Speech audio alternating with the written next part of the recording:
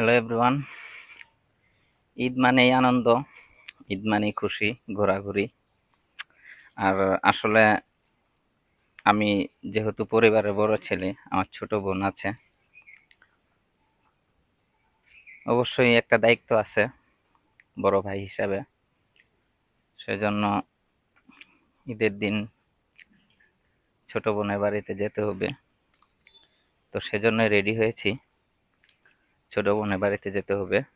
আমি এই মুহূর্তে আমাদের এলাকার পাশেই একটা গ্রাম, এটা হচ্ছে আপনার কি গ্রাম বলে, মাটিফাটা। মাটিফাটা গ্রামের নাম।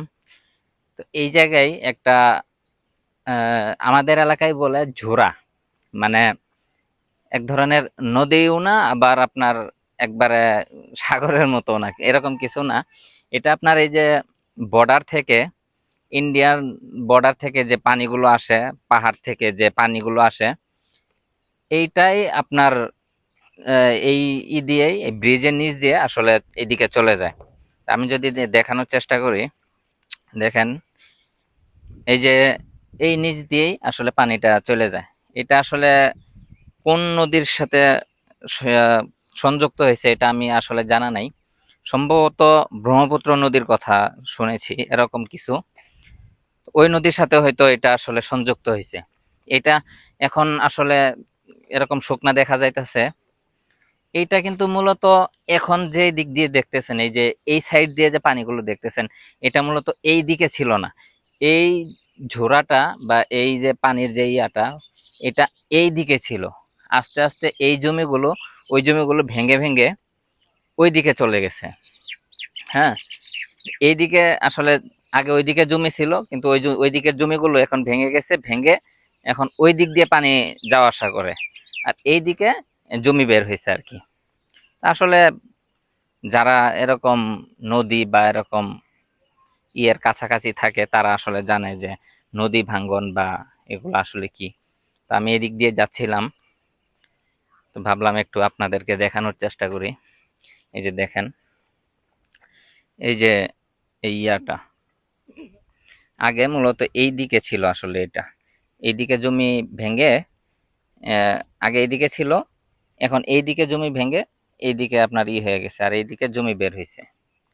মূলত আগে আসলে মূলত এইদিকে ছিল। তো এইটুকু দেখানোর ছিল। তো ভাবলাম আমি যেহেতু এই দিক দিয়ে যাচ্ছি, এই রাস্তা দিয়ে যাচ্ছি, এই জন্য আর কি দেখানোর চেষ্টা করলাম। আর এই যে আমার সাথে আমার পাগলা ঘোড়া যাচ্ছে, কিন্তু আসলে খুব ডিস্টার্ব দিচ্ছে। আজকে সকাল থেকে অনেক অনেক সমস্যা করতেছে, স্টার্ট নিচ্ছে না ঠিকভাবে। আসলে আজকে তো ঈদের দিন, আসলে এরকম মেকানিকের দোকানও খোলা নাই। খুব বাজে অবস্থা, অনেক কষ্ট করে স্টার্ট দিতে হচ্ছে, নিতেই চাচ্ছে না। আসলে কি সমস্যা, অনেক চেষ্টা করছি, বুঝতে পারতেছি না। তো আমি আসলে মূলত যাচ্ছি আমার বোনের বাড়িতে, সেই জন্যই এই জায়গায় দাঁড়ালাম একটু আপনাদেরকে দেখানোর জন্য আসলে। তো সাথেই থাকবেন, ইনশাল্লাহ আরো কিছু দেখানোর চেষ্টা করব। যে ব্যক্তি আত্মীয় সম্পর্ক নষ্ট করে, সে নাকি জান্নাতে যেতে পারবে না। এটা হুজুর সাল্লাল্লাহু আলাইহি সাল্লামের হাদিস। তো আসলে আত্মীয় সম্পর্ক আমরা কিভাবে বজায় রাখবো? এখন আমরা এতটাই ব্যস্ত হয়ে পড়েছি যে নিজের সম্পর্কে আসলে নিজেকেই একটু সময় দিতে পারলে নিজেকে অনেক ভালো ভাগ্যবান মনে করে। যে নিজেকে আসলে এখন সময় দেওয়াটা টাফ হয়ে গেছে, এতটা ব্যস্ততম সময় পার করতেছি আমরা। আলহামদুলিল্লাহ, চলে আসলাম বোনের বাসায়। যেহেতু আমার ছোট ভাগ্নি আছে, তার জন্য এই যে এগুলা নিয়ে আসছি। এই তো চলে আসছি। এই যে এটা হচ্ছে তাদের বাড়ি। আর এটা তারা নতুন বাড়ি করতেছে ছাদ করে, আমার বোনেরা। আপাতত এ পর্যন্ত শুধু ছাদ করা হয়েছে, এই সপ্তাহখানিক মনে হয়েছে ছাদটা করেছে। তো আলহামদুলিল্লাহ, তারা অনেক পর্দা মেনটেন করে চলে।